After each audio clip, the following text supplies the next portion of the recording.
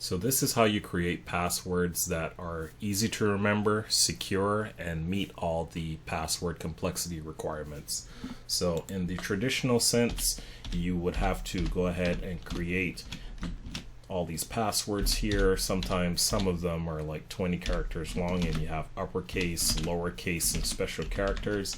And then when it comes to the end, you have something like this that makes it almost impossible for you to remember without having to keep it in a password manager or write it down or something. Now what you want to do is start with a phrase, and the phrase could be anything.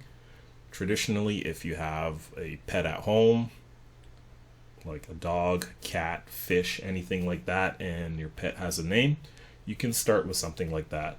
So we can type out the phrase, I love my dog Rover.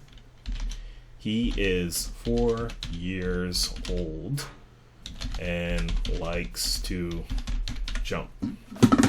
So as you can see here, from the length perspective, this is pretty good. The phrase is not too bad. You can easily remember it. I love my dog Rover. He is 4 years old and he likes to jump. That's great. They're all lowercase. That's one of the password requirements. It needs to be, you need to have characters that are lowercase, and you hit the length complexity. Now all we need to do is go ahead and get some uppercase characters in here, and then some special case characters as well. That's easy. So let's go ahead and start at the front. And you can see here you have I, and then you could go ahead and you can do this in so many different ways. You can have an uppercase I, which reaches your uppercase limit, or you can have the number 1, which kind of looks like an I. You can do that as well. And all you'll have to do is just go through your phrase and just slowly swap out some of the characters with other characters that look similar, or the uppercase version of it. So remember, previously this was the letter L in lowercase. You can go ahead and do the uppercase L. You can remove the the O, and then replace it with a 0. So you can do that as well. You can do either uppercase E or the number 3, and then you can get pretty creative with this.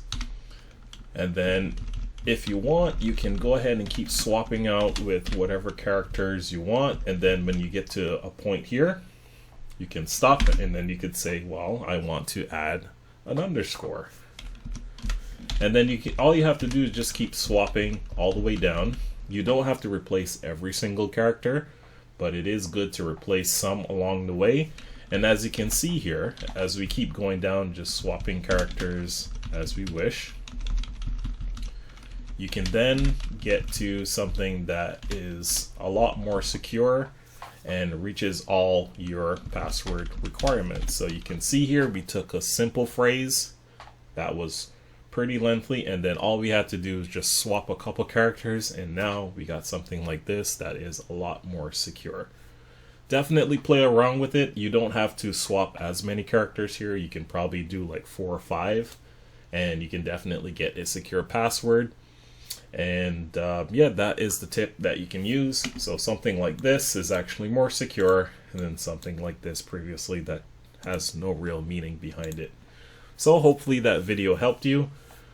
This is going to be my first video in my personal cybersecurity learning.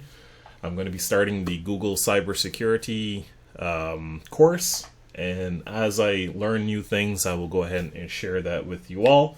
Hopefully you found this video helpful with regards to passwords, so all the best.